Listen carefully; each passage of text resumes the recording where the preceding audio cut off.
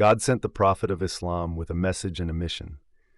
The message of Prophet Muhammad, peace be upon him and his family, was two parts, one part belief and one part actions. The belief part of his message was the conviction in the oneness of God. This meant that there was no deity other than Allah, the one and only immaculate God who had no limitations, no human-like attributes, and a completely unique entity who was nothing like everything he created. To the extent that if someone tried imagining God, then whatever that imagination would not be God, because God is above and beyond of any imagination. The action part of his message was about how to practice this oneness of God. Practices were centered on a simple theme. In any instance, a human or a society that would interact with any element of nature, individually or collectively, it would be in God, about God, for God, led to God, and in the realm of God. The performance of the collection of these practices was called the complete submission to God, or in Arabic the word Islam. In its written form, his message was Quran, which was completed in the lifetime of Prophet Muhammad.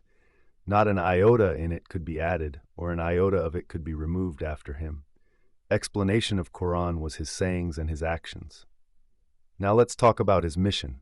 His mission was also two parts, one part delivery and one part execution. Unlike his message, the mission of Prophet Muhammad, peace and blessings be upon him and his family, was not simple at all. Delivery part of his mission was to teach absolute justice on earth. Absolute justice meant the consistent and complete synchronization of all creatures of free will with the will of God.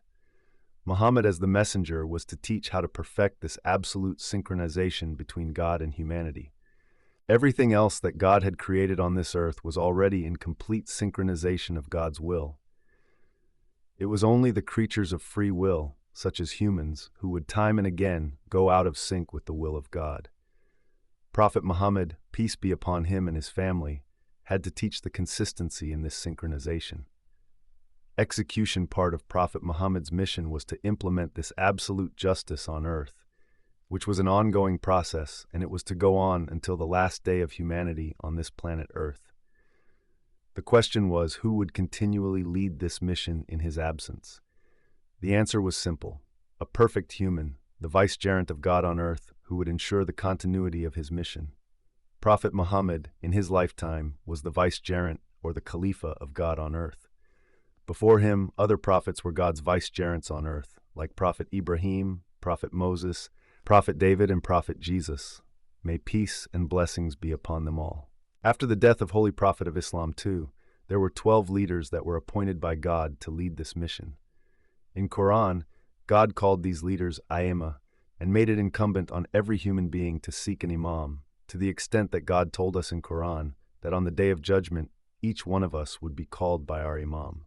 Islam called this institution of leadership with multiple names: Khilafat, Imamat, and Wilayat.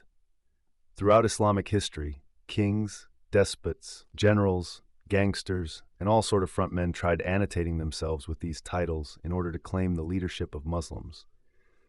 Many generations of Muslims were deceived by these charlatans, and many more were saved by reading the Quran, learning that a leader after Prophet Muhammad must be like Muhammad, appointed by God himself, except that there would never be a prophet after him. His mission continues to this day. Question is, have you found your imam?